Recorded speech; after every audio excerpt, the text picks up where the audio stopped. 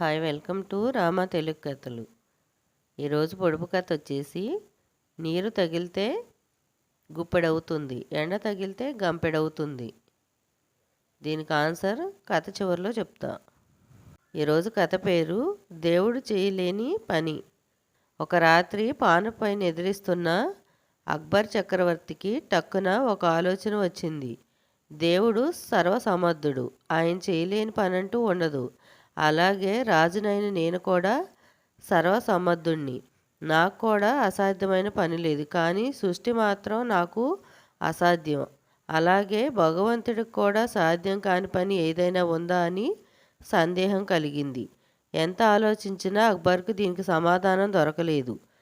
మరుసటి రోజు దర్బార్లో ఇదే విషయమై బీర్బల్ను అడిగాడు. బీర్బల్, నేను చక్రవర్తిని, సమస్త పనులు చేయగలను, నాలాగే భగవంతుడు కూడా అన్ని పనులు చేయగలడా అని ప్రశ్నించాడు. చిత్తం జహాపన, మీరు సర్వసమర్థులు, దేవుడు మీకు సరిరాడు.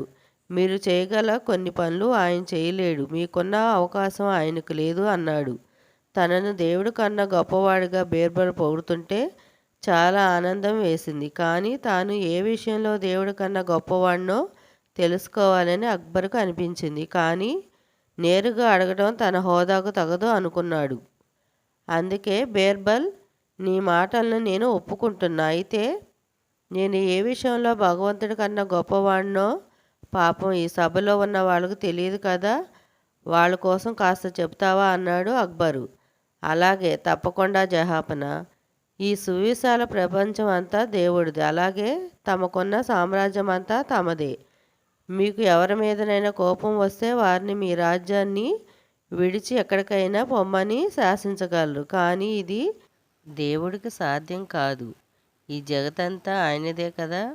ఆయనకు ఎవరి మీదైనా కోపం వస్తే వారిని వేరే చోటకి ఎక్కడికని పొమ్మనగలడు. మీరు చేయగల ఈ పని దేవుడు చేయలేడు జహాపన అని చెప్పాడు బీర్బల్. తాను ప్రతి చిన్న నేరానికి దేశ బహిష్కరణ శిక్ష విధిస్తున్న విషయాన్ని బీర్బల్ చెప్పకనే చెప్పాడని అక్బర్కు అర్థమైంది. ఏమీ మాట్లాడకుండా అప్పటికి మౌనంగా ఉండిపోయాడు. తర్వాత నుంచి ప్రజలు చేసే చిన్న చిన్న తప్పులకు పెద్ద పెద్ద శిక్షలు వేయటం మానుకున్నాడు. ఈరోజు కథ ఇంతేనండి. పొడుపు కథకు ఆన్సర్ దూది. మరో కథలో కలుద్దాం.